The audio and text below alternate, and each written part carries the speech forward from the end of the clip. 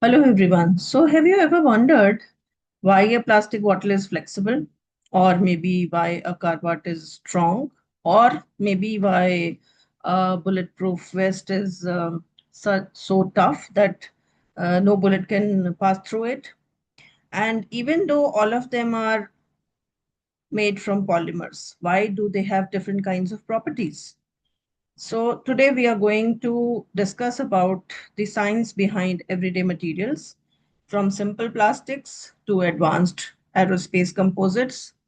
And by the end of this video, you will understand different kinds of polymers, their types, their classification, their basic properties, their applications, and different types of examples of polymers.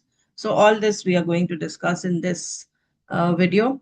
For example, you might be able to see it on screen. I have given few examples of the polymers which we using in our day-to-day life, be it plastic bottles or the automotive parts or the carbon fiber composites, PVC tubing. Almost everywhere you will find in materials which are made up of the polymers. Sometimes they're natural, sometimes they're synthetic, sometimes they're semi-synthetic. So how do you categorize them? We will discuss about that also. And they are utilized in almost everything like packaging, automotive, aerospace, electronic industries, everywhere you'll find them. So let's zoom in a little bit. So what polymers actually are, and how their structure controls their properties, and why they are everywhere in modern engineering. So when we zoom out a little bit, what we observe is, let me just go back to the earlier slide. Okay, this one, yeah. So we find out that all engineering materials basically fall into four major categories. Metals, which are very strong and conductive. And most important examples are like steel and aluminum. Then ceramics, which are heat resistant but brittle, like glass, alumina. Polymers, which are lightweight, flexible, easy to shape. These are, and the lastly, the composites, which are the combinations for enhanced properties. So these are the four different categories in which you can classify all the materials which you either synthesize in a lab, or if they're found in the uh, found naturally. So you have to think it in a way that metals basically they are for the strength, and ceramics they are for the heat resistance. Polymers basically we use for the flexibility, and composites basically is best of all worlds. So that is what are the most important characteristics which you will have to keep in your mind. And today our focus is on polymers, the most versatile class of materials. So exactly what are the polymers? A polymer is basically a large molecule which is made up of repeating units called monomers. You can see that these are the monomers, small beads-like structures which you see here. They are representing the monomers, and when you polymerize them, then the polymer is formed. You can actually imagine it's like a train also. Each coach of a train would be like a monomer, and the entire train is like a polymer. So even our DNA molecule, which is our genetic material, this is also a polymer. Yes, and life itself is based on polymers. So these polymers are very, very important. The naturally occurring most important polymers are like proteins, cellulose, and the synthetic polymers, the most important which you use in day-to-day life are plastics, polyethylene, nylon. And what makes them special? Their long chain structure allows them to be stretchy like rubber, strong like nylon, or rigid like plastic. So all of them have very, very important properties. So polymers are unique because they are made of long, flexible chains that can be easily tuned to be either as stretchy as a rubber band or as strong as a bulletproof vest, right? So that is how we recognize the polymers. Now comes the most important concept. Basically, what happens is, like, if you go to the terminology of it, so poly in Greek means many, and meros means parts. So, which means that anything which is composed of many parts is called as the polymers. And in this case, these monomeric repeating units, they are the ones which are forming the polymers. So you can see that these chain kind of configurations, they are made by the monomers, and likewise these monomers keep joining together with different kinds of bonds, and they make the polymers. So what are the different characteristics which these polymers have? These polymers have very high molecular weight. They are amorphous or semi-crystalline in nature. Then their crystallinity influences stiffness, clarity, and barrier performance. Then they also have thermoplastic and thermosetting behaviors. What are these behaviors? We'll elaborate a little bit more in detail in the next few slides. So their architecture can be different depending upon which kind of shapes do they have. They can be linear in shape, they can be branched in shape, they can also be cross-linked in nature. So these are different kinds of polymers. So linear polymers basically have straight chains, and they are packed very tightly. They are stronger and crystalline, while these branched polymers, they will have the side chains, and they will be having less packing, and they'll be comparatively softer and flexible. And likewise, cross-linked polymers, they will have their chains interconnected with each other. So because of that, they're rigid and heat resistant. So their examples are, for example, rubber bands, which are very, very flexible. So they will have less cross-linking. Bakelite. What is bakelite? I'll tell you in the next slides. That is very hard because it has very high cross-linking. So polymers would have amorphous nature. As I mentioned, they can be amorphous or semi-crystalline in nature. So if they are amorphous in nature, which means that they have very random arrangement. Because of that, they are amorphous in nature. If they are semi-crystalline, that means they're partially ordered. So all this affects their strength, transparency, and the melting behavior.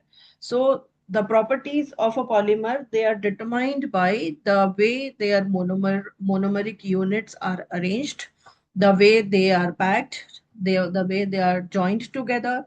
All that will be reflecting in their properties. So basically, how are these polymers made? But before I go into that, I'll just give you an example of how these polymers are classified. So this classification is very, very interesting. So if you see, you will find the classification of polymers in a lot of different types. In different books, in different papers, but broadly, they are classified on the basis of these four major categories. So, which means that one classification is based on origin of source, another is based on structure, another is based on the molecular forces, which kind of forces will they have, and the last classification is based on the mode of their polymerization. So let me just brief you about each one of them, starting from this based on origin of source. So which means from where are they obtained? So if they are obtained naturally from any of the natural material, that can be either a plant material or the animal resource. So all these will have subcategories also, subclasses also. I'm not talking about that as of now.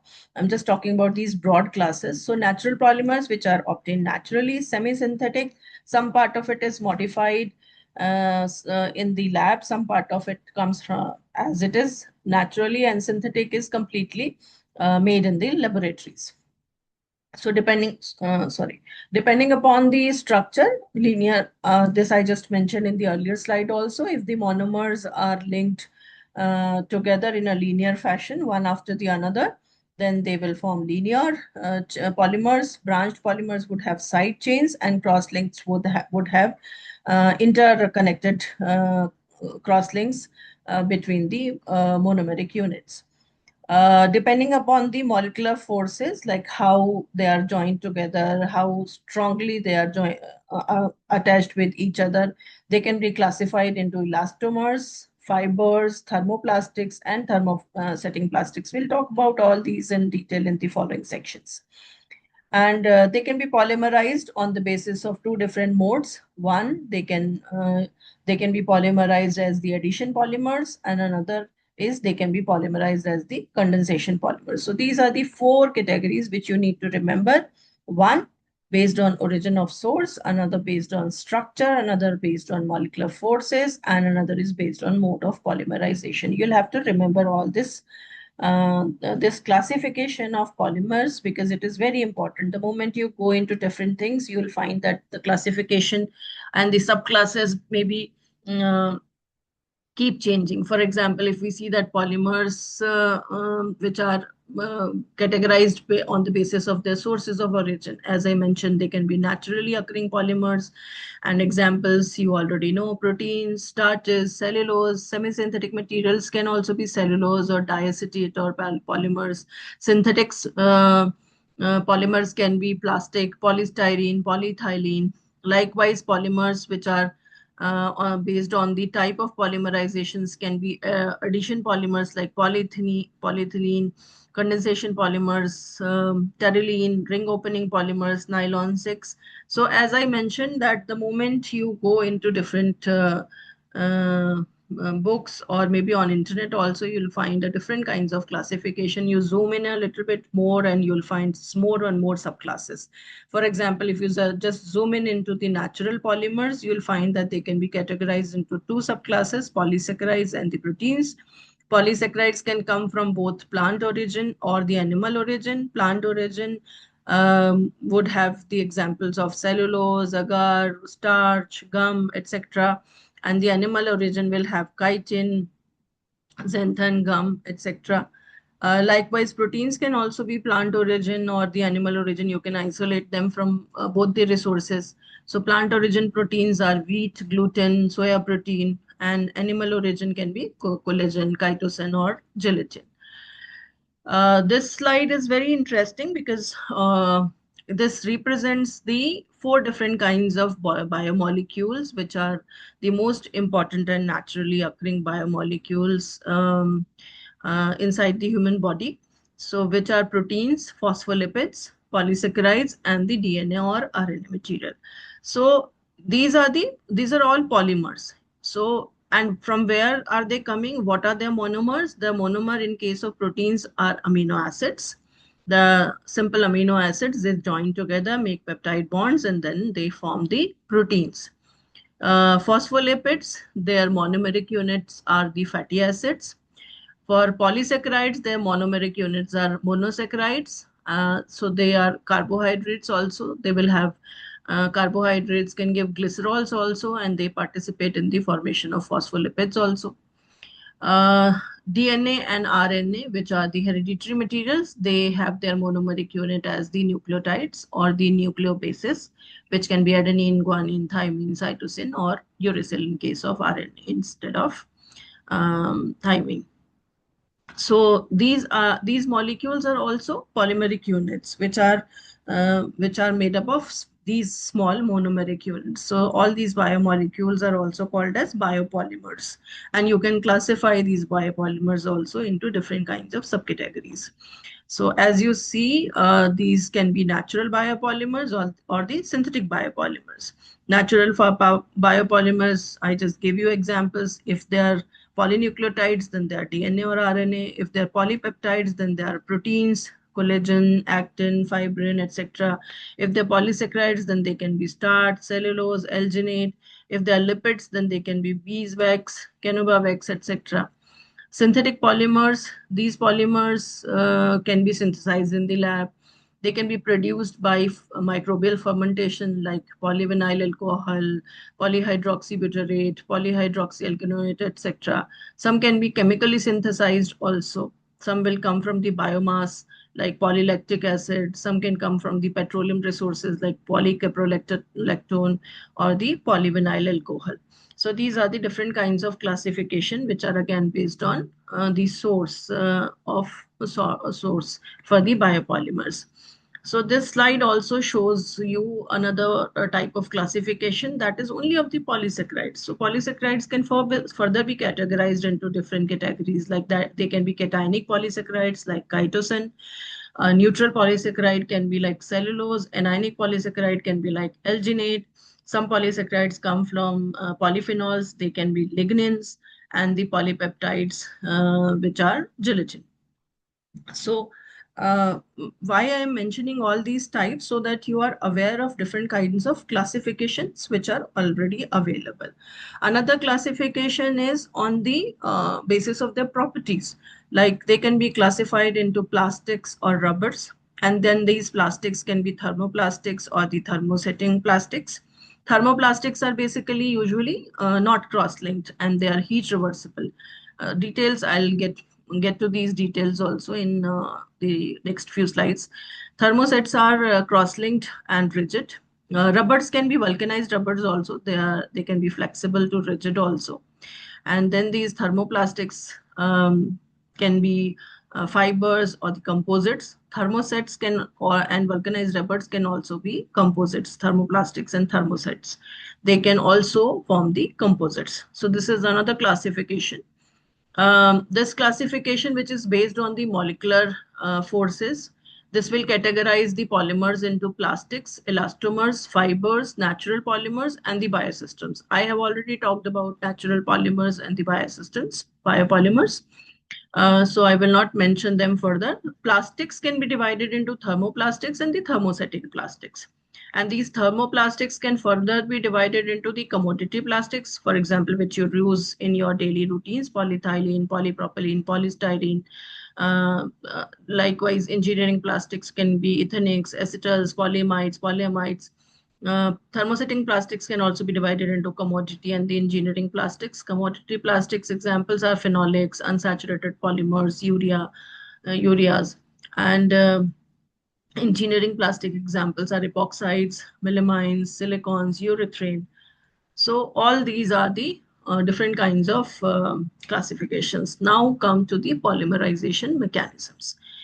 How are these formed? So this another classification is based on the way these structures are made, depending upon the reaction, their reaction.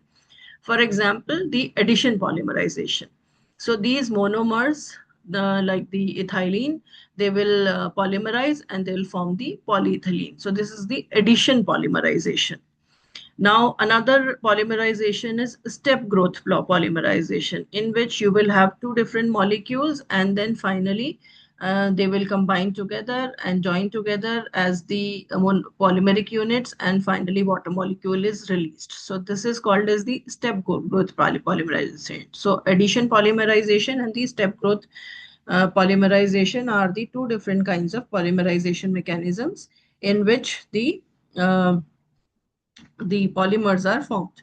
So addition polymerization, in which the monomers join one by one, no byproduct is formed, and this is a very fast process. For example, ethylene or polyethylene plastic bags are formed out of it.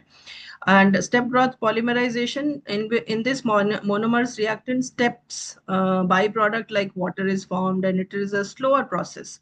And examples are nylon and polyesters. So, so this addition polymerization, this is based on the chain growth mechanism, in which monomers add sequentially to active chain ends, and they have fast propagation and they're high molecular weight polymers. I have already given you the example of the polyethylene. I do not wish to go into too much of detail. Polystyrene, there are different kinds of molecules which are formed, and on industrial scale, they can be formed. Highly optimized bulk melt and solution processes are used for their formation.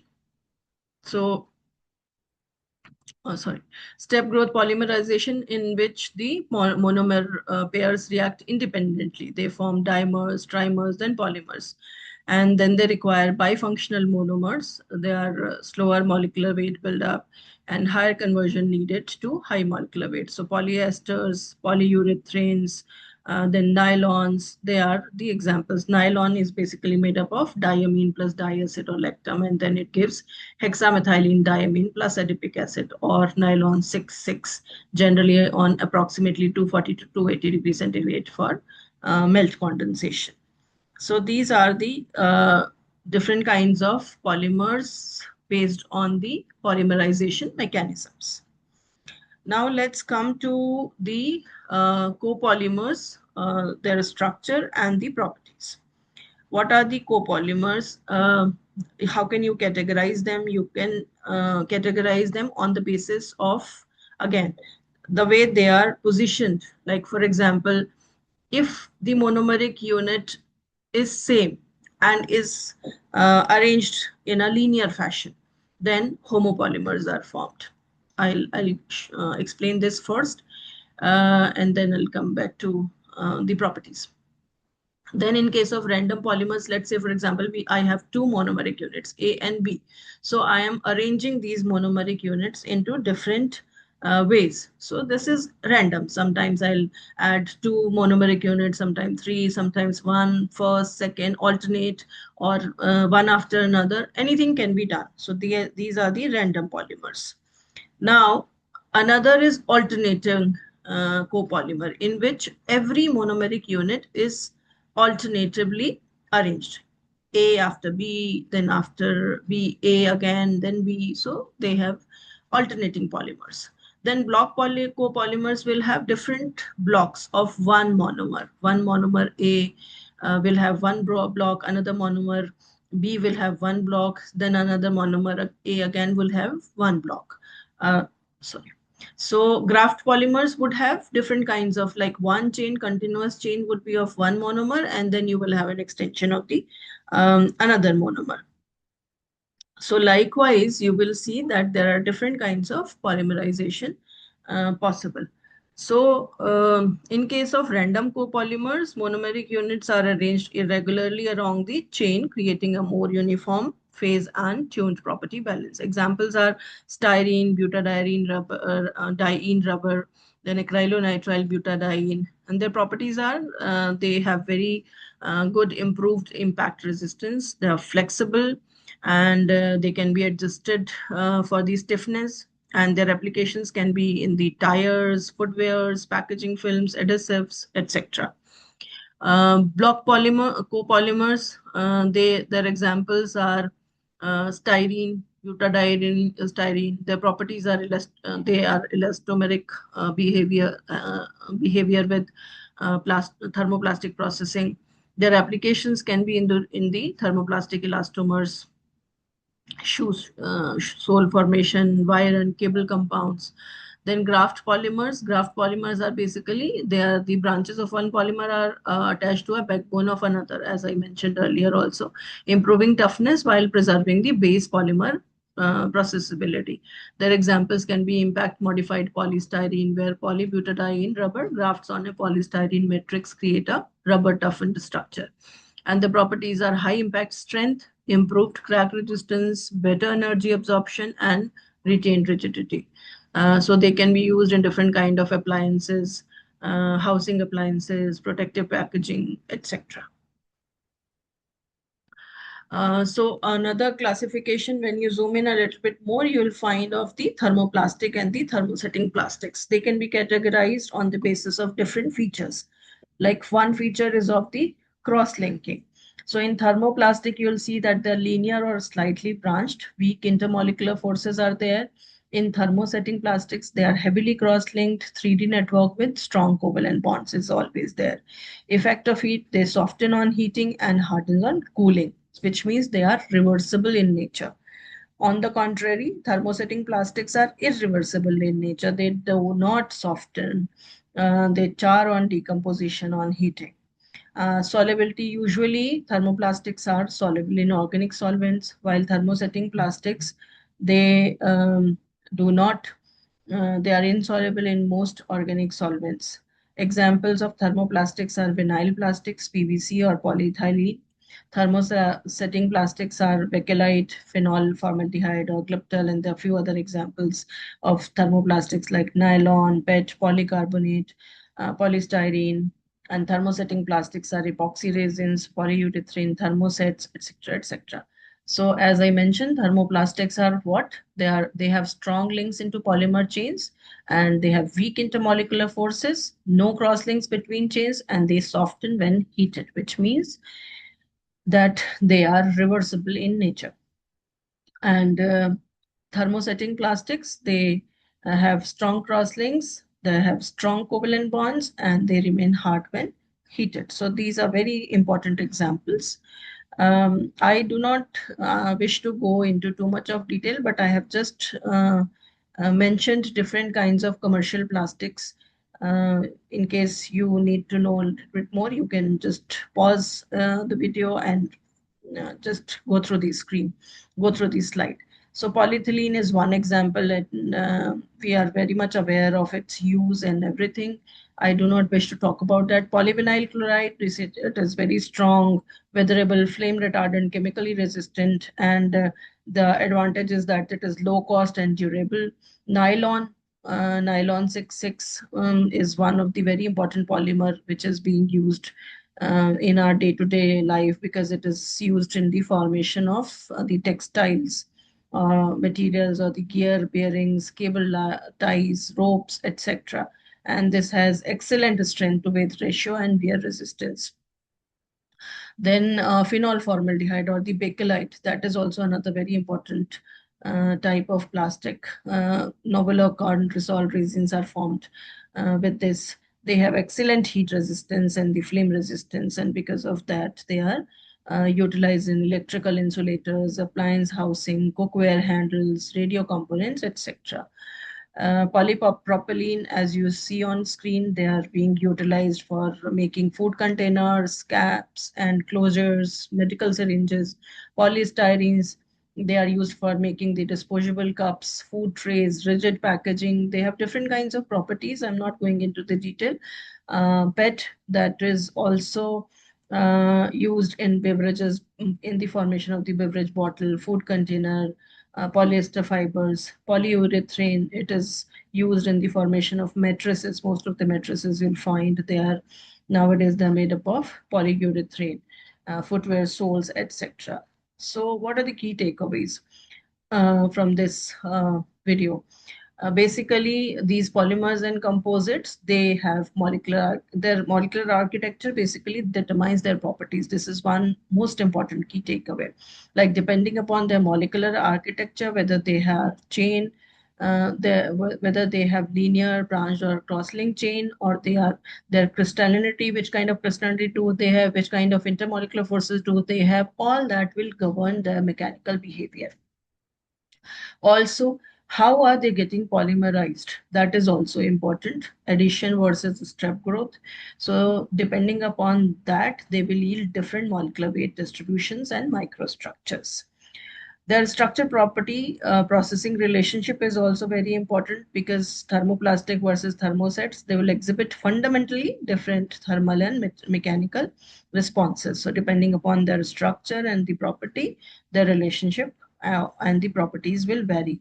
And composites enable property tailoring, which means that combining different kinds of materials can create synergistic effects unattainable in single phase systems. So if you combine different kinds of material, you can come up with various interesting applications, and you can make different new kind of materials which can be utilized for various purposes. So this is what I wanted to talk to you about the polymers today, just a different perspective where you might have understood the basics about the polymer, the classification, different kinds of classifications, basic examples of polymers and their applications. So I hope you will enjoy the uh, the video, and in case you see that there are a few questions, please do write to me. I will try to respond to your questions. Maybe I'll come up with some other video where I'll I'll give more details about each and every subtopic as well. Wish you all the very best. Thanks.